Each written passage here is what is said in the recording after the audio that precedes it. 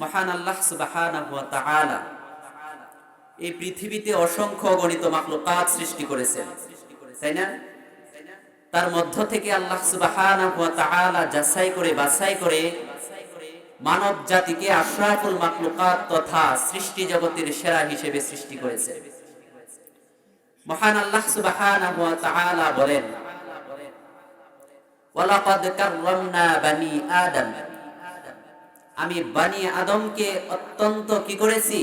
সম্মানিত করে সৃষ্টি করেছি।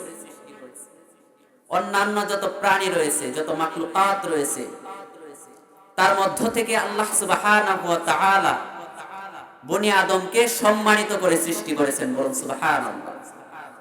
কেন সৃষ্টি করেছেন? আল্লাহ সুবহানাহু ওয়া তাআলা বলেন, মা খালাকতুল জিন্না ওয়াল ইনসা ইল্লা লিয়াবুদুন, আমি রব্বুল আলামিন মানব জাতি এবং জিন জাতিদেরকে সৃষ্টি করলাম, তারা কেবলমাত্র আমি আল্লাহ সুবহানাহু ওয়া তাআলার ইবাদত করবে। বলুন সুবহানাল্লাহ। একদিকে আল্লাহ পাক রব্বুল আলামিন মানব জাতিকে সম্মানিত করে সৃষ্টি করলেন, তা আমরা কুরআনুল কারীমের মধ্য থেকে জানতে পারলাম। অন্যদিকে আল্লাহ সুবহানাহু ওয়া তাআলা বলেন, আমি মানব জাতিকে সৃষ্টি করলাম, তারা কেবলমাত্র আমি রব্বুল আলামিনের ইবাদত করবে। আল্লাহ সুবহানাহু ওয়া তাআলা আমাদেরকে সম্মানিত করে সৃষ্টি করলেন তার ইবাদত করার জন্য। তো আমরা এই ইবাদত কতদিন পর্যন্ত করব? রব্বুল আলামিন এটাও কুরআনুল কারীমের মধ্যে বলেন, ওয়া'বুদ রাব্বাকা হাত্তা ইয়াতিয়াকাল ইয়াকিন, বান্দা তোমাদেরকে সৃষ্টি করলাম, তোমরা কেবলমাত্র আমি আল্লাহ সুবহানাহু ওয়া তাআলার ইবাদত করবা। আর ইবাদত কতদিন পর্যন্ত করবা? মৃত্যু আসার আগ পর্যন্ত তোমরা আমি আল্লাহ সুবহানাহু ওয়া তাআলার ইবাদত করবা। বলুন সুবহানাল্লাহ। কারণ বান্দার যখন মৃত্যু চলে আসবে, তখন বান্দা কি আর ইবাদত করতে পারবে? করতে পারবে? তো এই মৃত্যু আসার আগ পর্যন্ত আমাদেরকে যে আল্লাহ সুবহানাহু ওয়া তাআলা হায়াত দিলেন, এই হায়াতের মধ্যে আমাদেরকে রব্বুল আলামিন সৃষ্টি করে আমাদেরকে শ্রেষ্ঠত্ব দান করলেন। রব্বুল আলামিন আবার বলে দিলেন, কথা না বলেন ভাই, কথা বললে আমার কথা বলতে প্রবলেম হবে। আমি যতক্ষণ কথা বলি কোরআন এবং হাদিস থেকে বলার চেষ্টা করব। আপনারা যদি মনোযোগ সহকারে শ্রবণ করেন, ইনশাআল্লাহ যে বলবে তারও ফায়দা হবে, যারা শুনবে তারও ফায়দা হবে ইনশাআল্লাহ। রব্বুল আলামিন সম্মানিত করে সৃষ্টি করলেন। রব্বুল আলামিন রবের ইবাদত করার জন্য সৃষ্টি করলেন। রব্বুল আলামিন আবার বলে দিলেন, তোমরা ইবাদত করবা মৃত্যু আসার আগ পর্যন্ত। কেননা যখন মৃত্যু চলে আসবে, বান্দা যখন মৃত্যুবরণ করবে, হাত থাকবে, বান্দায় হাত দিয়ে ইবাদত করতে পারবে না। বান্দার মুখ থাকবে, মৃত্যু এসে গেলে এই মুখ দিয়ে আর ইবাদত করতে পারবে না। বান্দার চক্ষু থাকবে, কিন্তু মৃত্যু যখন চলে আসে বান্দায় চক্ষু দিয়ে ইবাদত করতে পারবে না। বান্দার পা থাকবে, কিন্তু বান্দায় পা দিয়ে হেঁটে হেঁটে মসজিদে যেতে পারবে না। তো মৃত্যু আসার আগে বান্দা তোমরা আমি রব্বুল আলামিনের ইবাদত করবা। আর যদি ইবাদত না করো বান্দা, তাহলে জেনে রাখবা, ইন্না বাতশা রাব্বিকা লাশাদীদ, বান্দা আমি রব্বুল আলামিনের পাকড়াও বড় কঠিন পাকড়াও। বলুন নাউযুবিল্লাহ। যে রব আমাদেরকে সম্মানিত করে সৃষ্টি করেছেন, সেই রবের ইবাদত করার প্রয়োজন আছে কিনা? তো আমি আপনাদের সম্মুখে একখানা আয়াত পাঠ করেছি, তিলাওয়াত করেছি। সূরাতুল মুলক 2 নম্বর আয়াত, সূরাতুল ওয়াকিআ 60 নম্বর আয়াত। এই দুইখানা আয়াত আপনাদের সম্মুখে আমি তিলাওয়াত করেছি। উক্ত আয়াত দ্বয়কে সামনে রেখে কিঞ্চিত আলোকপাত করার প্রয়াস চালাবো ইনশাআল্লাহ। মা তাওফীকি ইল্লা বিল্লাহ। মুহতারাম হাজিরিন, মহান আল্লাহ সুবহানাহু ওয়া তাআলা বলেন, আল্লাযী খালাকাল মাউতা ওয়াল হায়াত, আল্লাযী খালাকাল মাউতা ওয়াল হায়াতা লিয়াবলুয়াকুম আইয়ুকুম আহসানু আমালা। হে আন্দার মুসলমান, ভালো করে লক্ষ্য করে শোনার চেষ্টা করি। আল্লাহ পাক রব্বুল আলামিন বলেন, আল্লাযী, যিনি খালাকাল মাউতা ওয়াল হায়াত, খলাকা সৃষ্টি করেছেন মাউতা মৃত্যুকে ওয়াল হায়াত এবং জীবনকে। আল্লাহ পাক রব্বুল আলামিন তোমাদের জন্য হায়াত সৃষ্টি করলেন এবং তোমাদের জন্য মৃত্যুকে সৃষ্টি করলেন। কেন সৃষ্টি করলেন? কেন সৃষ্টি করলেন? লিয়াবলুয়াকুম আইয়ুকুম আহসানু আমালা, তোমাদের মধ্য থেকে কে হায়াতটা পাওয়ার পর মৃত্যু আসার আগ পর্যন্ত উত্তম আমল করে, বলুন সুবহানাল্লাহ। মুহতারাম হাজরিন, কেননা মৃত্যু চলে আসলে বান্দার ইবাদত করতে পারে না। বান্দার হাত থাকে কিন্তু বান্দা হাত দিয়ে কোনো ইবাদত করতে পারে না। বান্দার পা থাকে কিন্তু পা দিয়ে কোনো ইবাদত করতে পারে না। বান্দার চক্ষু থাকে কিন্তু বান্দায় চক্ষু দিয়ে কুরআন দেখতে পারে না।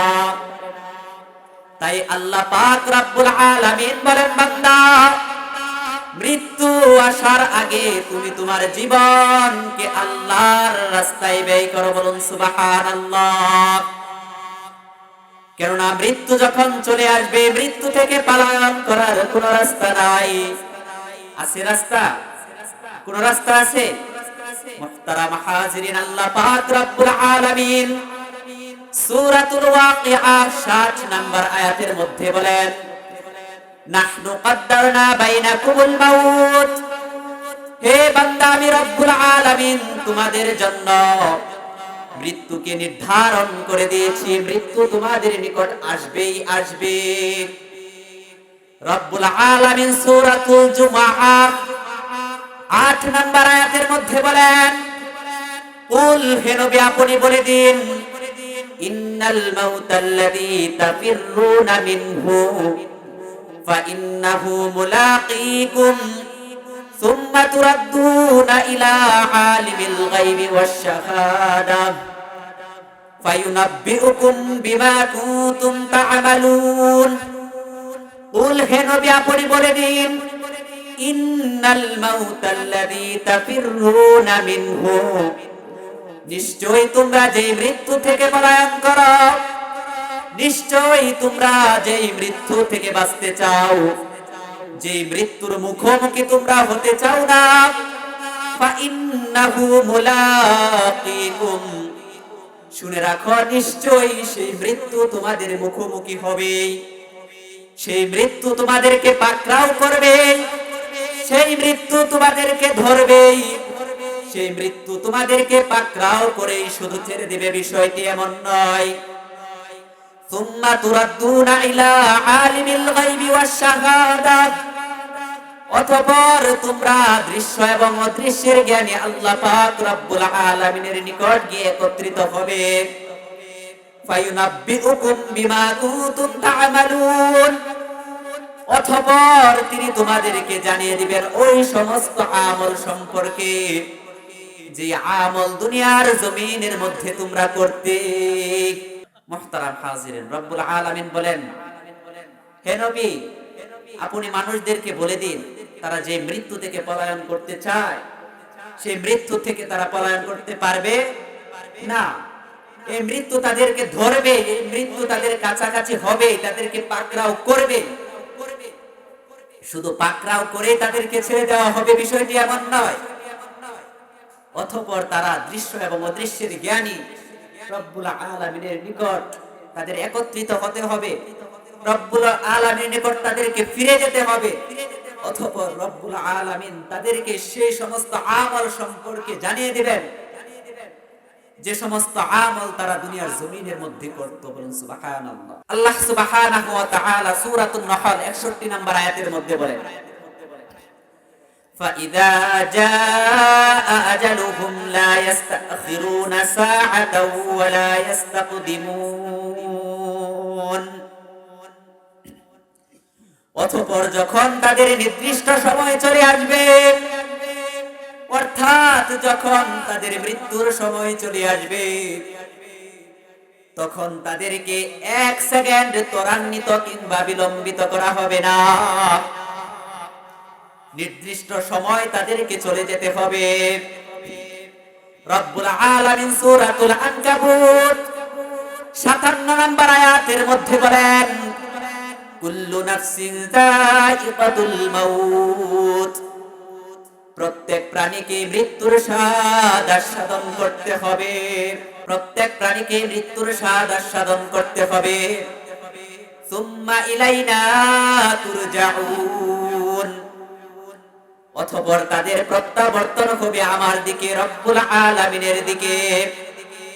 মুহতারাম হাজিরিন, এই মৃত্যু থেকে যতই পালায়ন করতে চান, এই মৃত্যু থেকে যতই বাঁচার চেষ্টা করুন, এই মৃত্যু থেকে বাঁচানোর কোনো রাস্তা নাই, এই মৃত্যু থেকে বাঁচানোর কোনো পথ নাই। রব্বুল আলামিন সূরাতুন নিসা ৭৮ নম্বর আয়াতের মধ্যে বলেন, আইনামা তাকুনু ইউদরিকুমুল মাউত ওয়ালাউ কুনতুম ফি বুরুজিন মুশাইয়াদা।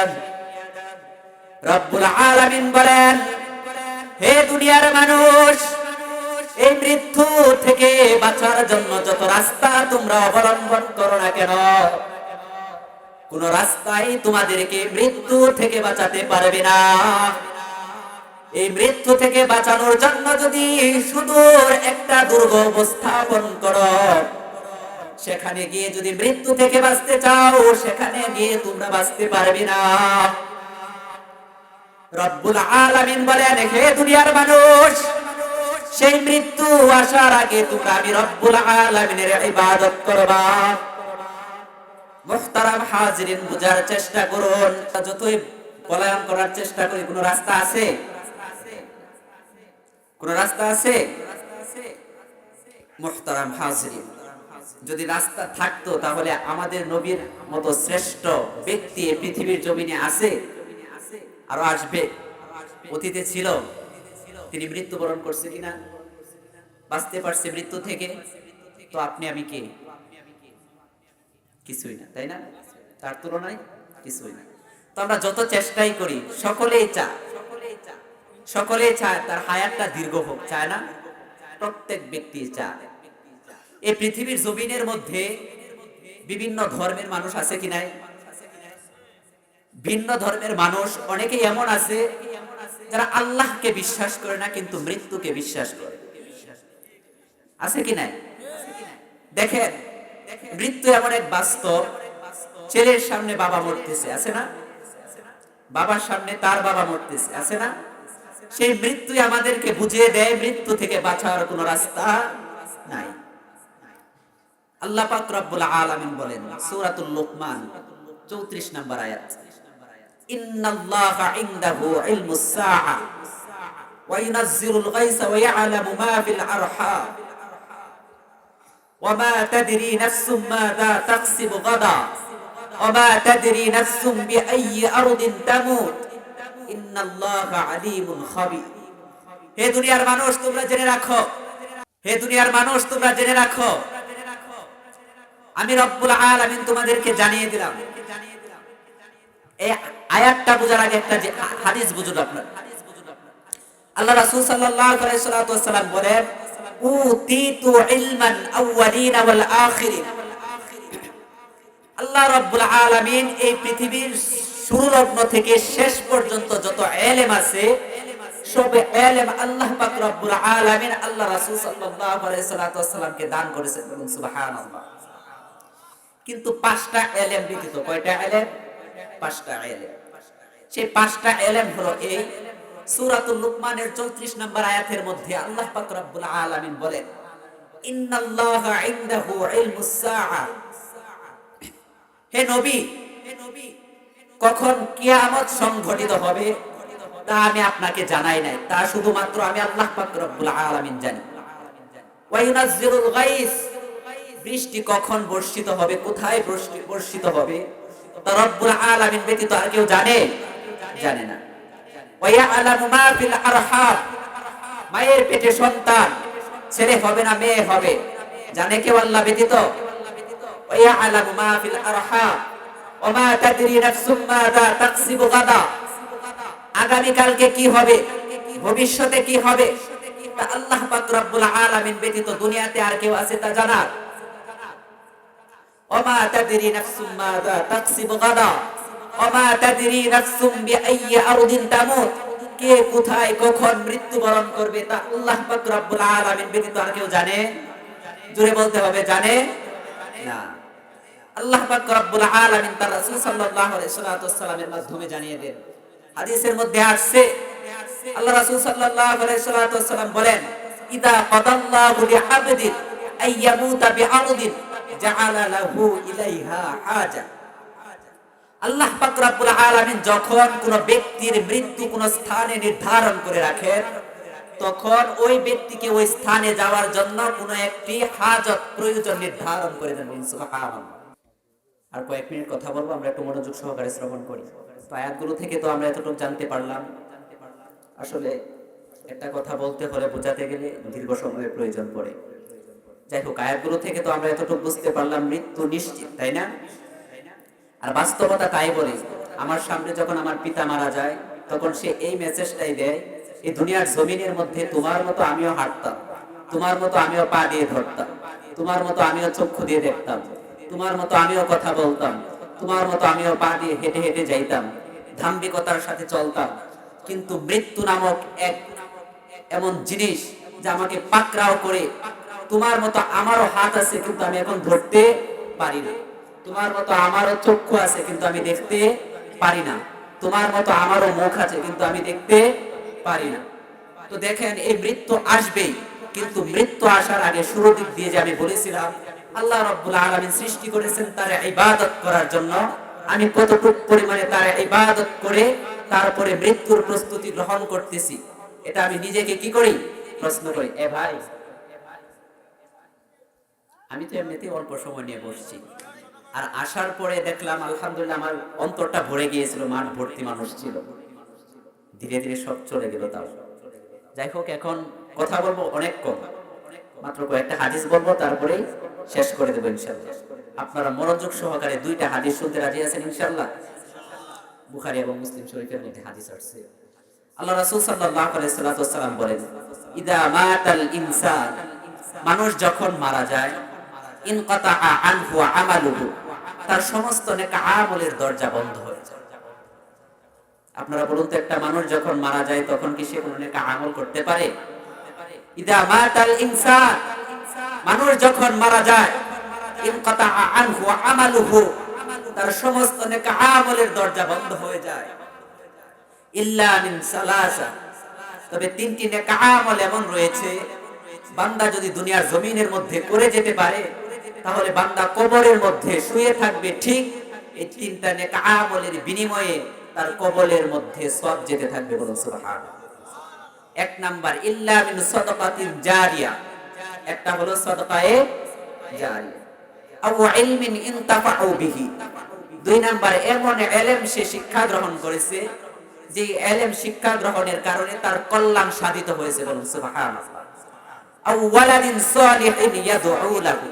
তিন নাম্বার হলো দুনিয়ার জমিনের মধ্যে সে মৃত্যুবরণ করার আগে নেক সন্তান রেখে যাইতে পারছে। বলুন সুবহানাল্লাহ।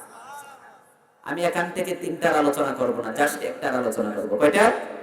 একটা। বোঝার চেষ্টা করবেন, নেক সন্তান। পীরে কামেল আব্দুল হালিম সাহেব দামাত বারাকাতুহু মাআলিয়া, তিনি যাওয়ার আগে একটা কথা বলেছিলেন, আপনাদের খেয়াল আছে? হুজুরকে আমি এখানে রেখে গেলাম, সময় সংক্ষিপ্ততার কারণে আমি ওখানে যেতে পারতেছি না। যাই হোক, এক নাম্বার হলো সাদকায়ে জারিয়া। এই যে মসজিদটা যে হবে, এখানে অনেকেই এক বস্তা সিমেন্ট দিছে, দুই বস্তা দিছে, এটার ফায়দা কি? আপনি মরে গেলেন, ঠিক কবরের মধ্যে শুয়ে থাকবেন। আল্লাহ রাসূলের হাদিস বলে, আল্লাহ রাসূলের হাদিস বলে, মান বানা লিল্লাহি মসজিদান বানাল্লাহু লাহু বাইতান ফিল জান্নাহ। যে ব্যক্তি আল্লাহ পাক রব্বুল আলামিনের জন্য একটি ঘর নির্মাণ করবে, আল্লাহ পাক রব্বুল আলামিন ওই ব্যক্তির জন্য জান্নাতে একটি ঘর তৈরি করে দিবেন। বলুন সুবহানাল্লাহ। আর আল্লাহ রাসূল এটাই বলেন, মানুষ যখন মারা যায় তার সমস্ত নেক আমলের দরজা বন্ধ হয়ে যায়, তবে তিনটি নেক আমল এমন রয়েছে বান্দা দুনিয়ার জমিনের মধ্যে করে যাবে ঠিক, সে কবরের মধ্যে শুয়ে থাকবে, এই তিনটি নেক আমল তার কবরের মধ্যে হিসাবে সওয়াব পাঠিয়ে দিবে। বলুন সুবহানাল্লাহ। এক বস্তা সিমেন্ট দিবেন, আপনার এক বস্তা সিমেন্ট আর এক বস্তা সিমেন্ট থাকবে না। একজনে আসছে এমন 150 বস্তা সিমেন্ট দিল, তার 150 বস্তা সিমেন্টের সাথে আপনার এক বস্তা সিমেন্ট অ্যাডজাস্ট হবে কিনা? হবে কিনা অ্যাডজাস্ট? হয়ে গিয়ে সেটা একটা বিশাল একটা মসজিদের রূপ ধারণ করলো। সেখানে আপনি সিজদা করলেন, আপনি চলে গেলেন, আপনার সন্তানেরা সিজদা করলো, তারাও চলে গেল। এর পরবর্তী প্রজন্ম আসলো, সেখানে সিজদা করলো, তারাও চলে গেল। এমন ভাবে কিয়ামত পর্যন্ত আল্লাহ ডাকনেওয়ালা লোক থাকবে কিনা এই দুনিয়ার জমিনের মধ্যে? সিজদা দেনেওয়ালা ব্যক্তি থাকবে কিনা? তারা যতদিন পর্যন্ত সিজদা করবে ততদিন পর্যন্ত আপনার এই এক বস্তা সিমেন্টের মধ্যে তার সিজদাটা করবে কিনা? কিয়ামত পর্যন্ত আপনি তার সওয়াব পেতে থাকবেন। সুবহানাল্লাহ। আও ইলমিন ইনতাফাউ বিহি, বান্দা এমন ইলম শিক্ষা গ্রহণ করলো যে ইলম নিজে শিক্ষা গ্রহণ করলো, করার পরে তার ছাত্ররা তার কাছ থেকে শিক্ষা গ্রহণ করলো, তার ছাত্ররা তার থেকে শিক্ষা গ্রহণ করলো। এমন পর্যায়ে এক পর্যায়ে কিয়ামত পর্যন্ত এমন ভাবে শিক্ষার চর্চা চলবে কিনা? তো সে তার ছাত্র এমন ভাবে তার যে শিক্ষা গ্রহণ, তার যে ইলমের ধারা সে জারি করে গেল দুনিয়ার জমিনের মধ্যে, সেটার সব কি সে পারবে কিনা? পাবে কিনা? আপনারা জোরে বলতে হবে, পাবে কিনা? আও ওয়ালাদিন সালিহিন ইয়াদউ লাহু, বান্দা দুনিয়ার জমিনের মধ্যে নেক সালেহ একজন ব্যক্তি রেখে গেল, তার সন্তান রেখে গেল। যতদিন পর্যন্ত সে কুরআন পড়বে, যতদিন পর্যন্ত সে হাদিস পড়বে, তার সন্তানের জন্য তার পিতার জন্য দোয়া করবে, ততদিন পর্যন্ত তার সওয়াবটা তার পিতা পাবে কিনা? পাবে কিনা? মুহতারাম হাজিরিন, হযরত চলে আসছে, আমি বেয়াদবি করব না, অল্প কিছু সময় নিয়ে ইনশাআল্লাহ ছেড়ে দেব। আপনারা শুনতে রাজি আছেন?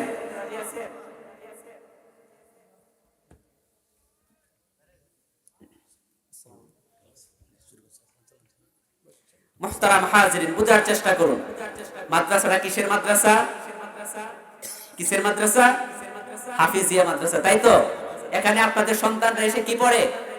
কোরআন পড়ে কিনা? মান ক্বারা হারফাম মিন কিতাবিল্লাহ, বুঝার চেষ্টা করুন, অল্প কিছু কথা বলবো। হযরতকে সামনে রেখে হযরতের ছাত্র সমতুল্য আমি, তো আমি বেয়াদবি করব না ইনশাআল্লাহ। হুজুর বদদুয়া দিয়েন না। মান যে ব্যক্তি ক্বারা পড়বে, হারফাম মিন কিতাবিল্লাহ, আল্লাহ পাক রব্বুল আলামিন কোরআন থেকে একটি হরফ, ফালাহু বিহি হাসানা, সে সেই হরফের বিনিময়ে একটি নেকি লাভ করবে। বলুন সুবহানাল্লাহ। ওয়াল হাসানাতু বিআশরি আমসালিহা, সেই একটি নেকিকে 10 গুণ পর্যন্ত বৃদ্ধি করা হবে। তার মানে 10 কে 10, একটি হরফ পড়লে 10 গুণ সওয়াব হবে। বলুন সুবহানাল্লাহ। ওয়াল হাসানাতু বিআশরি আমসালিহা, লা আকুলু আলিফ লাম মিম হারফুন ওয়ালাকিন আলিফুন হারফুন ওয়া লামুন হারফুন ওয়া মিমুন হারফ। তিরমিজি শরীফের হাদিসের মধ্যে আসছে, আল্লাহ রাসূল সাল্লাল্লাহু আলাইহি ওয়াসাল্লাম বলেন, যে ব্যক্তি আল্লাহ পাক রব্বুল আলামিন কোরআন থেকে একটি হরফ পড়বে, আল্লাহ পাক রব্বুল আলামিন সেই হরফের বিনিময়ে তাকে একটি নেকি দিয়ে দিবেন। বলুন সুবহানাল্লাহ। আর এই একটি নেকিকে 10 গুণ পর্যন্ত বৃদ্ধি করা হবে, অর্থাৎ একটি নেকি পড়লে আল্লাহ পাক রব্বুল আলামিন এই একটি হরফের বিনিময়ে তাকে 10টি নেকি লিখে দিবেন। বলুন সুবহানাল্লাহ। আল্লাহ রাসূল বলেন, লা আকুলু, আমি বলি না, আলিফ লাম মিম হারফুন, আলিফ লাম মিম এই তিনটি মিলে একটি হরফ, ওয়ালাকিন বরং আমি বলি, আলিফুন হারফুন, আলিফ হলো একটি হরফ, ওয়া লামুন হারফুন, লাম হলো একটি আলাদা হরফ, ওয়া মিমুন হারফুন, মিম হলো একটি আলাদা হরফ।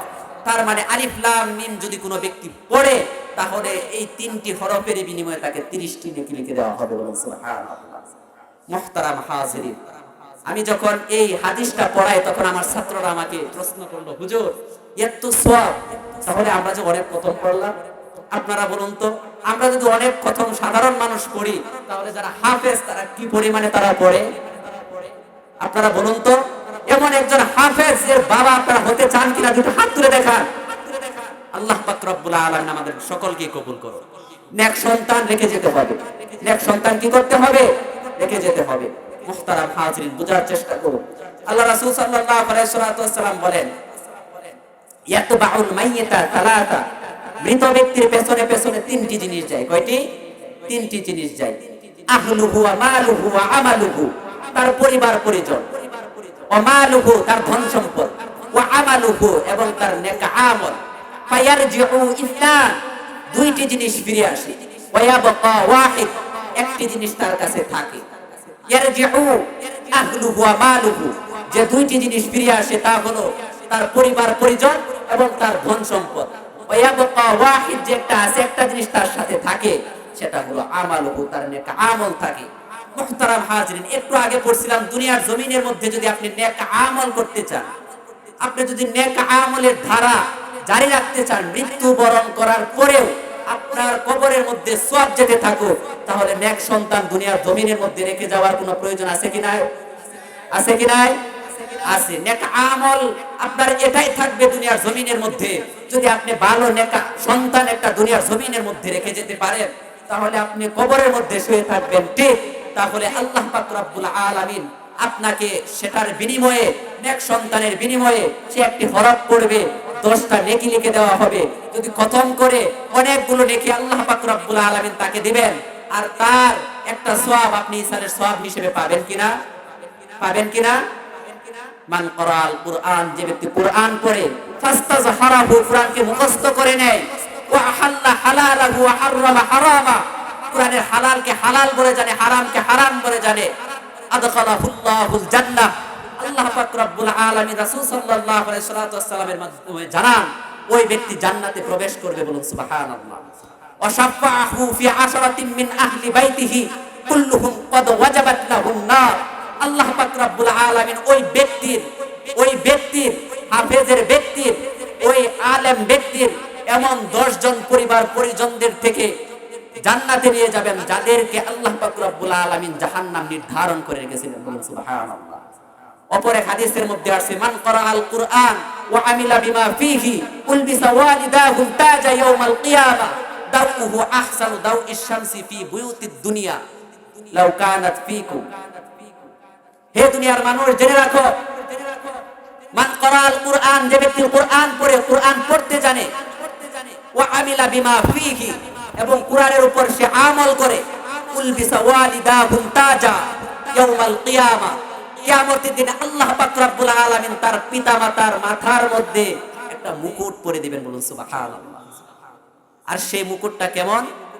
আল্লাহ রাসূল বলেন, সেই মুকুটটার উজ্জ্বল এমন হবে, তোমরা যে দুনিয়ার জমিনের মধ্যে একটা সূর্য দেখো, সকাল বেলায় পূর্ব দিক থেকে উদিত হয়, তার যে কিরণ, তার যে আলো আছে, সে আলোর চাইতে অধিক পরিমাণে উজ্জ্বল হবে। বলুন সুবহানাল্লাহ।